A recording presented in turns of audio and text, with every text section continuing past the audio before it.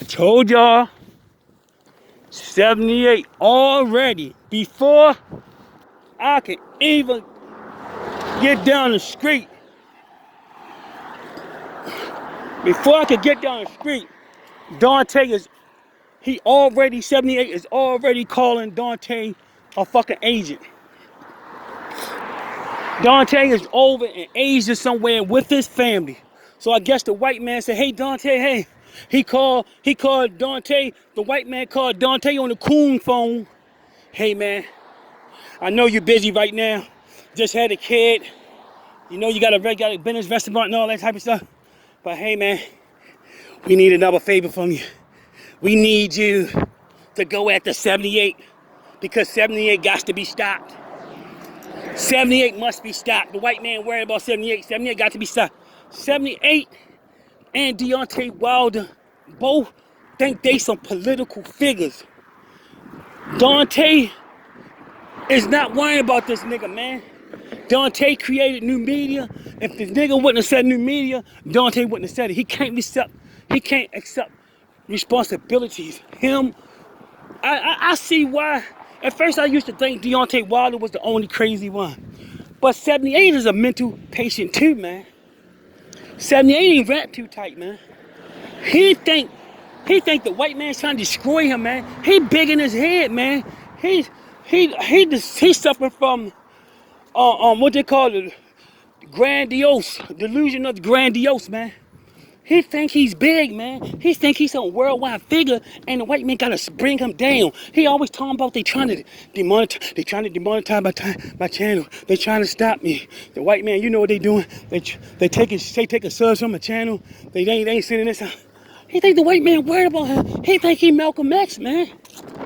And the motherfucker, the boxer, the heavyweight champion. I can't even think of his motherfucking name. He's so far off my mind. Deontay Wilder, he think he Martin Luther King, and this nigga think he Malcolm X, man. They some crazy motherfuckers, man. If you want to hear a whacked out video, I let this lady on my job last night here, 78, and Deontay Wilder, and she is a psychologist.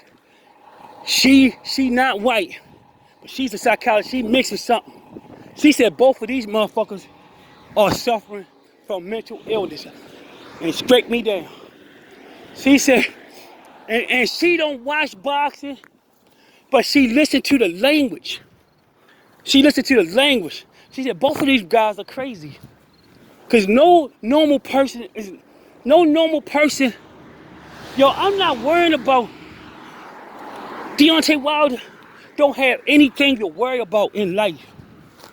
He don't have anything to worry about in life. 78 don't got nothing to worry about in life. But they create all these enemies in their head. That's a sign of a crazy motherfucker. I'm living in Baltimore City. I could create a lot of enemies. Some motherfucker just did some shit to my motherfucking car. But I'm not going, I don't know who fucked my car up. Only thing I know, my car's in the shop. And I'll probably get another backup car and get my car fixed. I had 2 cars.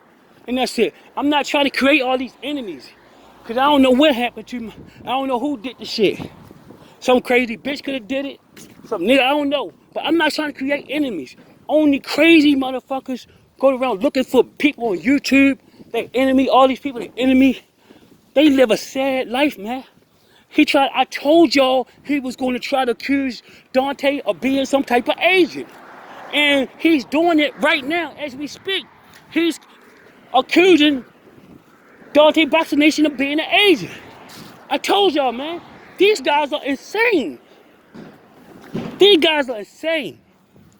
If you don't think they're insane, all these motherfuckers know deep down inside that Mark Breeden didn't deserve to get fired.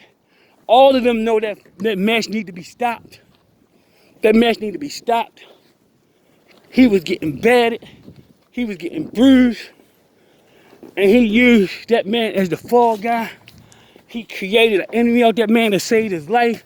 That's not a sign of a sane man. And whoever condone that type of shit is a piece of shit. I couldn't, Deontay Wilder, man, he better be glad he don't know my motherfucking number. He better be glad he don't know me. Because he would have heard some shit that night. He called me and said Mark Breeden. He said Mark Breeden poisoned him. I would say, man, you crazy motherfucker. I said, what you mean that nigga poisoned you, man? That nigga saved your motherfucking life, man. What the fuck is you talking about, man? You need to go get some motherfucking help. And hung up in his motherfucking ear. And I would call him a bitch too. I would call you a bitch, man, because you need to accept your loss like a man. You need to shake that man's hand, touch your first hand for kicking your ass, and get in the gym. As soon as you heal up, 3-4 months later, or whatever the doctor clear you, get in the gym and start getting better. Stop crying. Deontay Wilder is a fucking crybaby, man. He's a bitch. And he couldn't have lived in Baltimore with that attitude.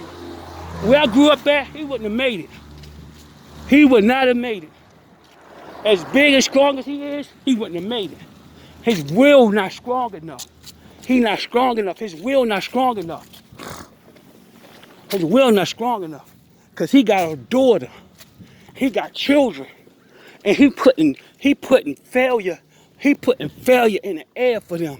He putting excuses in the air for them. As soon as times get hard for his kids, they gonna start blaming other people. They not gonna be shit because they listen to this crazy motherfucker and they always gonna make excuses up. My father was nothing like that. My father wouldn't let me. I could be right. I could be right. My father could know I was right, but he wouldn't accept it. He wouldn't let me accept it. He would always let me look inside of myself and get better. He always make me look inside of myself and what part that I played in it. And I always felt something I could have did better. And that would made me a better man. That's why when all my friends was around Lexington Terrace, dying, or OD, getting shot, getting 50 and 60 years in jail, killing people, getting killed. You know where I was at? I was in Washington, D.C., going to school, getting an education, having a good time away from that shit. I got away from that shit. And all those motherfuckers is fucked up. And some of them niggas is just getting home today. Because my father wouldn't let me make excuses like that. My grandma wouldn't let me make excuses. I remember I quit a job because the man that owned the store was gay. And I came home, I quit. I came home early. My grandma said, what the fuck you doing? He said, well, what the fuck is you doing here? It's only 4 o'clock, you get off at 7 o'clock. She said, what are you doing here? I said, he keep grabbing my shoulders and shit. He a faggot. I don't want to work anymore. She said, get your ass back in there. I said, I don't want to go back in there. She said, well, get your shit and get the fuck out of my goddamn house then. Get your ass back there.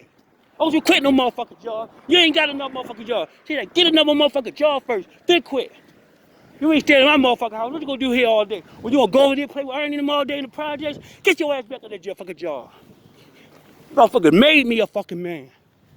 I ain't making excuses for shit. Everything on me.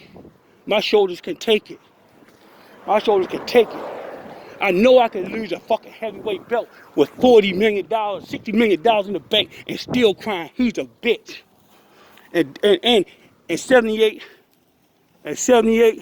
is a bitch for being a crybaby, thinking think Dante, white man, they all delusional, man. Those motherfuckers are crazy.